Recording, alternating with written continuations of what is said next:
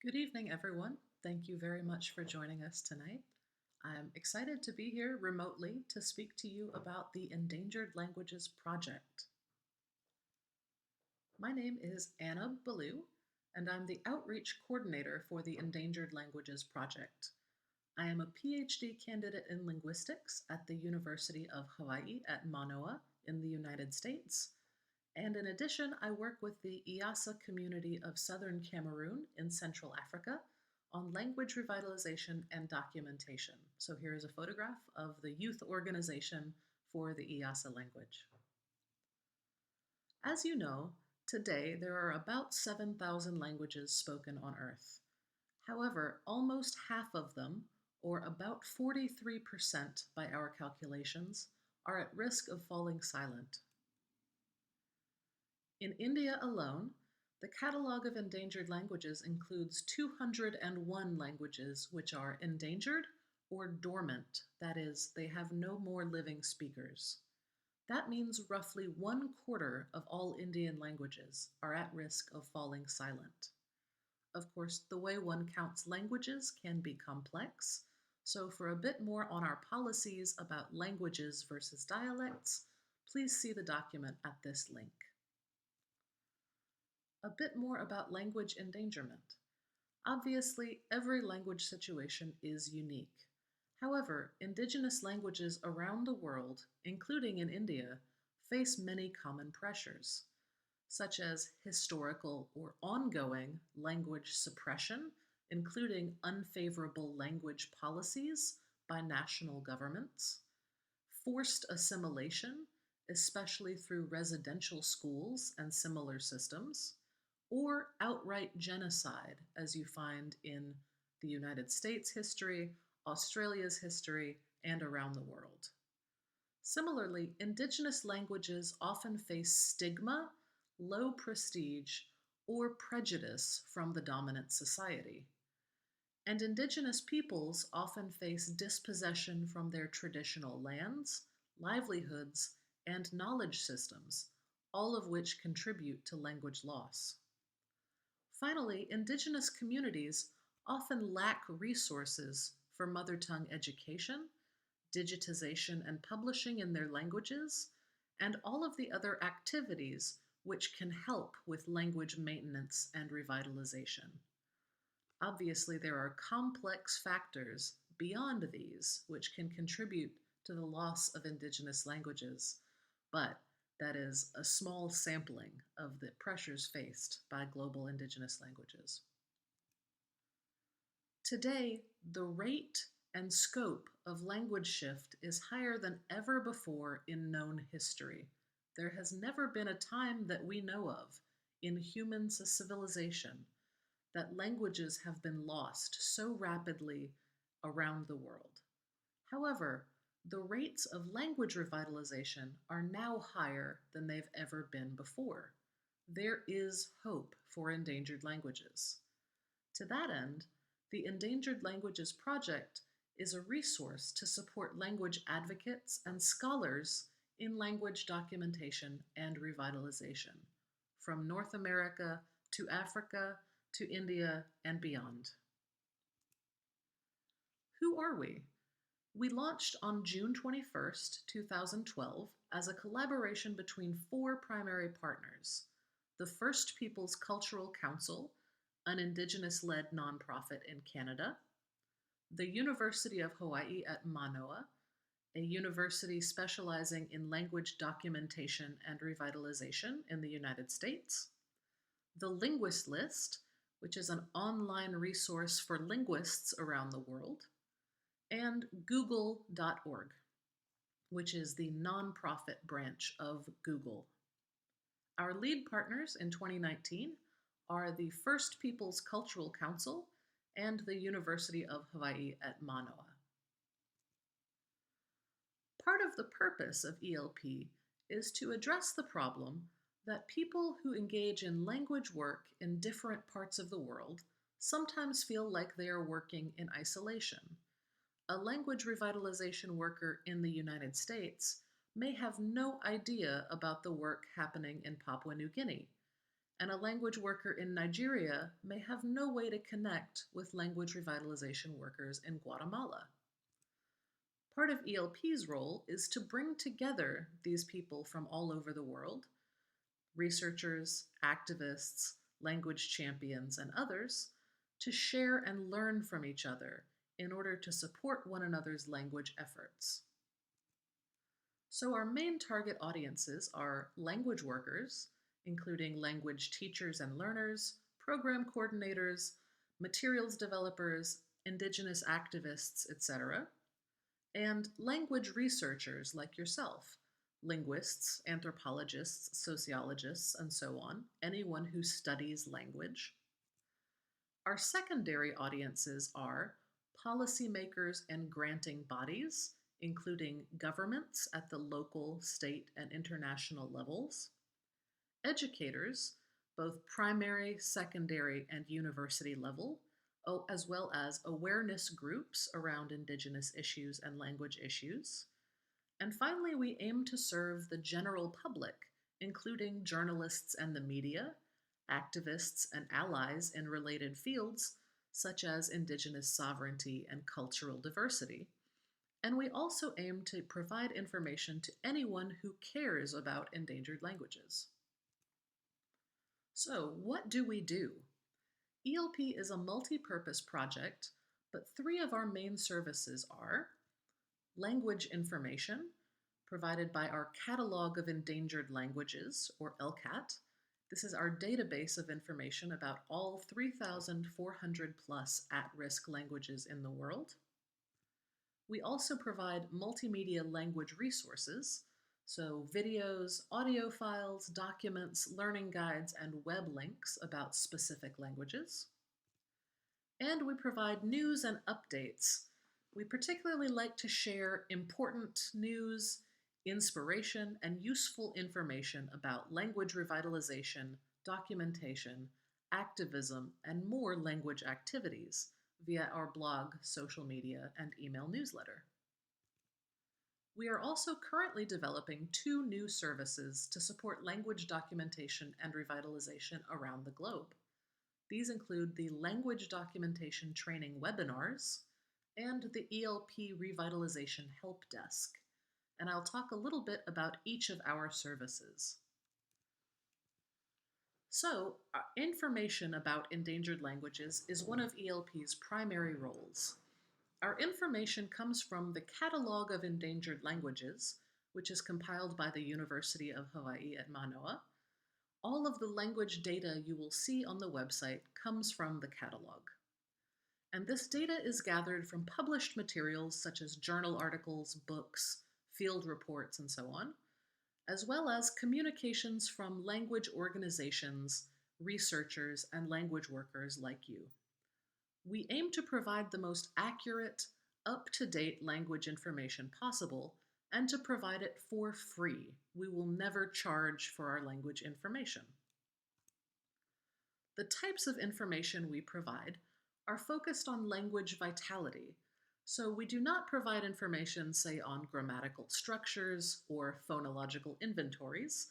You can consult the World Atlas of Language Structures for that. But we provide vitality information such as the endangerment or vitality level as calculated by the Language Endangerment Index. We provide information on the number of speakers of a language and how quickly that number is changing. We provide information on whether the language is being transmitted to children, as well as additional context information such as domains of use of the language, speakers' attitudes towards the language, as well as the dominant society's attitudes towards the language, and where it is spoken, including geocoordinates that you can use for mapping. For more information about how we collect and organize our language data, please see our book edited by me and Lyle Campbell, titled Cataloging the World's Endangered Languages, published last year by Routledge. What can you use this information for as a researcher? Well, first of all, if you are interested in engaging in language documentation or revitalization in your area, you can find languages near you and learn about their level of vitality.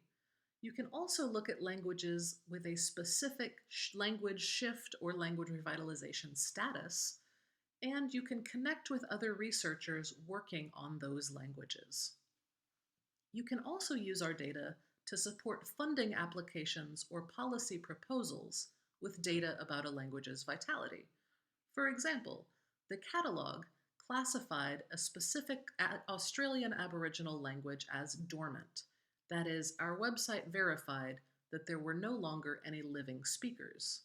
Using this data, the descendants of those speakers were able to get money from the Australian government for language revitalization using our data that the language had no more speakers. And as researchers, of course, you are probably interested in getting reliable statistics on global rates of language shift and revitalization. Luckily, all of the catalog can be downloaded for free as a CSV file or spreadsheet, and this allows you to conduct original research of your own based on our data set. And finally, you, as a researcher, you may want to find bibliographic resources about specific languages, and the ELP website can help you do that. So, if you visit the website and you look at a specific languages page, and you notice that there is information which is missing or out of date, you can suggest better data for the catalog. We need researchers like you to help keep this the most accurate free resource. So, visit the site, and at the top of every language page, you will see a tab that says Suggest a Change. Simply click that and share the information you have about a given language. Similarly, you can email us directly to make suggestions at feedback@endangeredlanguages.com. And all of the data that we provide is cited to its original source. So if you contribute information, you will, of course, be credited as the source of that information. We also offer multimedia resources. So this includes things like videos, audio files, documents like word lists and grammar descriptions, photos, and web links. You can search by the language. You can search by topics such as music and verbal art or language education. You can also search by keywords if, for example, you're interested in how to say goodbye in various languages. So if you go to a language page and simply click the Resources tab, you can see a list of all of the videos, documents, and web links available for that language. Anyone can add language resources to ELP. Simply visit endangeredlanguages.com. At the top of the website, you will see a link to Submit. Click Submit, and you can add your own videos, audio files, research papers, and more. If you are interested in staying informed about what is happening in language documentation and revitalization worldwide, please subscribe to our social media and monthly email newsletter. We will never spam you, only one email per month, but we will provide information about funding opportunities, jobs and scholarships, new publications about endangered languages, new online resources, success stories from language work, and more. Similarly, if you are working with an endangered language and you would like to share the story of what you are doing in language documentation and revitalization, we would love to spread the word about your work with a global audience. If you are interested in writing a guest post for our blog, please contact me. I would love to hear from you. We are also hosting language documentation webinars in collaboration with the Language Documentation Training Center at the University of Hawaii. And this provides free training in language documentation to those who may not have access to university courses or other formal education systems. So these are 8-week webinars held online through Facebook Live. Each session covers a basic topic in language documentation, such as audio recording or phonology or development of writing systems, taught by graduate students in linguistics. There are practice exercises and further reading for those who wish to deepen their knowledge between sessions. And in 2019, we had 465 participants from 62 countries, so it was a popular option. Please join us for the 2020 webinars. You can either serve as a mentor if you are a linguist and you can help train a speaker of an endangered language, or you can join us as a student and learn a little bit more about language documentation. The Revitalization Help Desk is another feature which will be coming next year. This is a resource to connect language workers around the world with information, how-to guides, personalized help, and each other. As discussed before, language revitalization workers in many parts of the world often feel isolated. They have no way to connect with language revitalization programs in other areas of the world. The Revitalization Help Desk will provide personalized human assistance to revitalization workers who are a bit lost or need some extra help.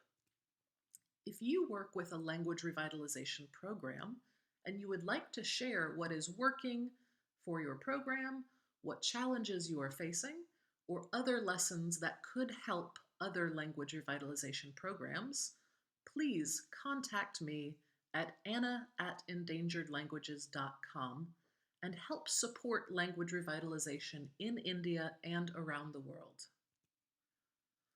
If you'd like to learn more about how to get involved in ELP's work and how to support your fellow language documenters and revitalization workers, the first thing you can do is share your language information and resources through the website.